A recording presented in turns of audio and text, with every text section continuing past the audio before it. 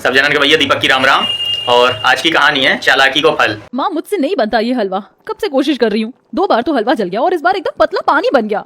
मैं इस रसोई के काम के लिए नहीं बनी और ना ही हलवा मुझसे बनेगा। अपनी बेटी जिया की इस बात से मालती चिंता में आ जाती है। हे भगवान, क्या करूँ मैं इस लड़की का। हलवा भी नहीं बनाया जा रहा इससे। ससुराल जाएगी तो रसोई कैसे संभालेगी। लड़के वालों के सामने तो फट से मुंह फाड़ कर बोल दिया था कि मुझे सब कुछ बनाना आता है। अगर हलवा तुझसे नहीं बनेगा तो और किससे बनेगा। इतने में जिया अपनी बहन को आवाज देकर बुलाती है। पिया, अरे ओ पिया, माँ बुला रही हैं। आई जी माँ, बुलाया? लो माँ, आ गई मेरी प्यारी बहन पिया। ये बनाएगी मेरे हिस्से का हलवा। देख रही है पिया, तेरी निकम्मी बहन कैसे दांत फाड़ रही है। कभी कभी तो मुझे यकीन ही नहीं होता कि तुम दोनों को मैंने एक ही कोख से जन्म दिया है। मालती के इस कथन का कारण था अपनी दोनों जुड़वा बेटियों का अलग अलग स्वभाव। हालांकि दोनों शक्ल सूरत से एक जैसी ही दिखती थी। अगर दोनों को एक साथ खड़ा कर दिया जाए तो पहचान पाना मुश्किल होगा कि कौन पिया है और कौन जिया। जहां पिया सीधी सादी, संस्कारी और घर के काम में निपुण थी, वहीं जिया मनमौजी थी। दोनों की शादी वसुंधरा के बेटों कार्तिक और अनुज से पक्की हो चुकी थी, इसलिए मालती जिया को खाना बनाना सिखाती है। पर जिया लीबा पोती में ही लगी रहती। गुजरते वक्त के साथ दोनों बहनें शादी करके ससुराल आ जाती हैं। हे भगवान, मेरी ये जुड़वा बहू की शक्ल तो एकदम सीता गीता के जैसी मिलती है। अब इसमें से कौन पिया है कौन जिया, कैसे पहचानूं? तभी जिया फट से कहती है, माँ जी, मैं पिया हूँ और ये जिया। अच्छा चलो दोनों बहनें जल्दी से इस कलश को गिराकर अंदर आ जाओ। दोनों बहनें गृह प्रवेश करके ससुराल में कदम रखती हैं, जहां उन दोनों के एक से चेहरे देखकर रिश्तेदार भी अचक्के रह गए। माला और गेंदा भी देखने लगी। बाप रे जीजी, तुम्हारी बहुएं तो एकदम अंजू मंजू की हमजोली हैं। हाँ माला दोनों जुड़वा बहनें हैं ना, इसीलिए। अच्छा चलो अब तुम दोनों बहनें जाकर आराम कर लो और कल वक्त से उठना, क्योंकि तुम दोनों की पहली रसोई है। जी माँ जी। दोनों बहनें अपने अपने पतियों के साथ कमरे में आ जाती हैं, जहां जिया मन ही मन बड़बड़ा उठी। मैं तो नहीं उठने वाली। पहली रसोई के लिए 5 बजे, इतनी बड़ी बारात के लिए खाना बनाना मेरे बस की तो नहीं है। वहीं दूसरी तरफ पिया अपनी सास के कहे को मन में बिठाई थी। पिया, तुम इस दुल्हन के जोड़े में बहुत ही सुंदर लग रही हो। आज की रात हमारी है। पिया ने बड़े बोझ भरे मन के साथ कार्तिक की ओर देखकर कहा। कार्तिक जी, कल ससुराल में मेरा पहला दिन है। पहली रसोई के लिए जल्दी उठना है। मैं सो जाऊं प्लीज? कार्तिक ने नीरस भाव से पिया को देखकर कहा, ठीक है पिया, तुम सो जाओ। अगले दिन पिया सुबह के 5 बजे उठकर ससुराल की साफ सफाई में लग गई, जबकि कामचोर जिया बिस्तर पर पैर पसारे मजे की नींद सोई रही। देखते ही देखते सूरज निकल आया। शुक्र है समय से सारी साफ सफाई खत्म हो गई। अब जाकर जल्दी से नहा धोकर आ जाती हूँ। बेचारी पिया सारा काम निपटाकर थक कर चूर हो गई। फिर वो नहाकर तैयार हो रही थी कि उसको कमरे में देखकर उसकी जुड़वा आलसी बहन जिया फट से पिया की जैसी साड़ी पहनकर रसोई में आ गई और अपनी सास को आता देखकर गहरी सांस भरते हुए थके होने का एहसास जताया। उफ, उई माँ, मेरी कमर। अरे पिया बहू, तू अकेले काम कर रही है, जिया बहू कहाँ है? जी वो माँ जी, जिया को जरा देर से उठने की आदत है, मैं उठा देती हूँ जाकर। जिया ने चालाकी दिखाकर अपनी सास की नजर में खुद को कामकाजी साबित किया।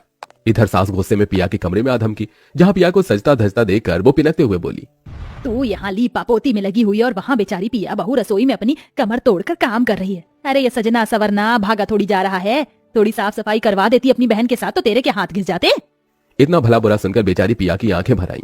जिया की बच्ची, मुझे लगा नहीं था कि तू ऐसा करेगी। ऐसी बहन होने से भला तो दुश्मन होता है। कमर तोड़कर काम मैंने किया और क्रेडिट ये ले गई। फिर थोड़ी ही देर में दोनों बहनों की पहली रसोई की रस्म शुरू हो गई, जहां वसुंधरा एक बार फिर पिया को जिया समझकर धमकाते हुए बोली, देख जिया बहू, तेरी एक भूल मैंने नजरअंदाज कर दी, मगर इस बार कोई काम चोरी नहीं चलेगी।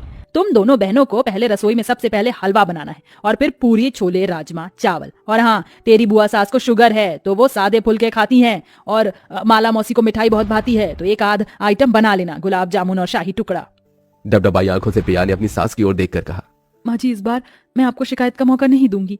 एकदम अच्छे से पहली रसोई की रस्म करूंगी। पर इतना सब बनाने की बात से जिया का सिर नाचने लगा। उफ, मुझे तो हलवा तक बनानी नहीं आता। इतनी सारी वैरायटी कैसे बनाऊंगी? ओ गॉड, बचा लेना। पिया झटपट से हलवा बना लेती है, वहीं जिया हलवा बनाने में उलझी हुई थी। हलवा तो बन गया, अब जल्दी से मटर पनीर की सब्जी बना लेती हूँ और एक तरफ आटा गूंथ लेती हूँ। जिया जलन से भर गई क्योंकि उसका हलवा बार बार जल जाता था। उफ, हलवा फिर जल गया। अगर इसमें लगी रही तो बाकी खाना कब बनाऊंगी? जो भी है सही है। जिया रोध होकर कच्ची पक्की पूरी तलने लगी। इधर मेज पर पूरा ससुराल बेसब्री से दोनों बहनों की पहली रसोई की बाट जो रहा था। ओहो, रसोई से खाने की कितनी अच्छी खुशबू आ रही है। अब तो पेट में कबरी हो रही है खाने की। वही तो जिज्जी, जल्दी करो ना। बहू रानियों, जल्दी से खाना ले आओ भाई। ये सुनते ही डर के मारे जिया दांतों तले उंगली दबा लेती है। अब क्या करूं? मैंने तो इतनी देर में बस ये जला हलवा और ये 4 पूरी ही तली हैं। तभी जिया अपनी बहन जैसी साड़ी पहने होने का फायदा उठाने के लिए दिमाग दौड़ाती है और बहाने से पिया को भेज देती है। पिया देख, मैं तुझे बताना भूल गई, जीजा जी कब से तुझे बुला रहे थे। अच्छा, मैं देख कर आती हूँ। इतने में जिया फट से पिया का बनाया सारा खाना परोस देती है। ये लीजिए बुआ जी, मौसी जी, गर्मा गर्म पूरी सब्जी हलवा सब रेडी है। सब हबड़ हबड़ खाने लगे। ओए होए होए, क्या बढ़िया स्वाद है, खाने में एकदम नरम नरम पूरी और हलवा तो अमृत से भी मीठा। हाँ, मगर इसकी दूसरी बहन कहाँ है? आती होगी माला, ठहर मैं बुलाती हूँ। जिया बहू, जल्दी खाना लेके आ। इतने में जला हुआ खाना लिए पिया आ गई। तभी सबने जला खाना देखकर उस पर खूब गुस्सा किया। ये कैसी भट्टी में से पूरी पका कर लाई है, एकदम जली हुई है, और इसी को अपनी बहन से कुछ बेलूड़ी कहीं की। इतने ताने बाने सुनकर भी पिया ने पलटकर कोई जवाब नहीं दिया, मगर उसका मन चीख चीख कर रो पड़ा। जिया ने मेरे साथ छल कपट किया है, सिर्फ सासू माँ से बड़ा ही सुनने के लिए। सभी ने जिया को पहली रसोई में रुपए पैसे गहने बहुत कुछ दिया। ये लो पिया बहू, तुम में हर गुण भरा है, तुम ही इस नौलखा हार के काबिल हो। धन्यवाद माँ जी। बेचारी मेरी बहन, मैंने उसको बुद्धू बना दिया, इसलिए तो मैंने डिट्टो इसके जैसी साड़ी खरीदी है। इसी तरह दिन गुजरते गए। सब रिश्तेदार भी लौट गए, पर दोनों जुड़वा बहनों के कामों की गलतफहमी वसुंधरा के आगे बनी रही। एक बहू होने का सारा कर्तव्य पिया निभाती, पर बढ़ाई जिया को मिलती। मगर एक दिन वसुंधरा ने देखा कि पिया रसोई के भीतर बिना चप्पल के खाना बना रही थी। उसकी चप्पल बाहर थी। ये जिया बहू रसोई का इतना आदर कब से करने लगी? कहीं मुझसे ही दोनों बहनों को पहचानने में भूल तो नहीं हो गई? इस बात को साफ करने के लिए वसुंधरा ने जिया को पिया कहकर पुकारा। पिया बहू, जरा रसोई में तो आना। उफ, सासू माँ को भी ना चैन नहीं है।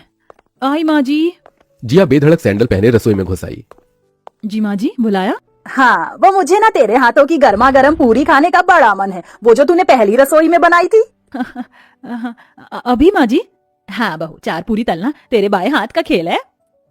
क्यों नहीं माँ जी, वैसे भी मेरा हाथ एकदम नपा तुला हाथ है। जिया बहू, तू जा बाजार से जरा सब्जी ले आ। वसुंधरा ने पिया को भेज दिया। जिया का चेहरा पीला पड़ गया। उफ, आज तो बुरी फंस गई जिया। जिया ने पिया की तरह नरम नरम पूरी तलने की कोशिश तो खूब की, मगर जली पूरी देखकर सास ने कहा, रहने दे जिया बहू, ये पूरी तुझसे नहीं बनेगी। तूने पिया के नाम का सहारा लिया और मैं हमेशा उस बेचारी को खरी खोटी सुनाती रही, जबकि सर्वगुण संपन्न है वो और कामचोर है तू। सासू माँ, मुझे माफ कर दीजिए, मैं बस खुद को अच्छा साबित करना चाहती थी, मुझे बस एक मौका दे दीजिए। इतने में पिया आ जाती है। माँ जी, जिया को माफ कर दीजिए, मैं इसे खाना बनाना सिखा दूंगी। इतने के बाद भी पिया के मन में प्यार देखकर जिया ने माफी मांगी और पूरी लगन से खाना बनाना सीख लिया, और दोनों जुड़वा बहनें खुशी खुशी रहने लगी। तो कहानी आपने कैसी लगी कमेंट करके जरूर बताइए। मिलें फिर अगले वीडियो में, तब तक के लिए जय राम जी की।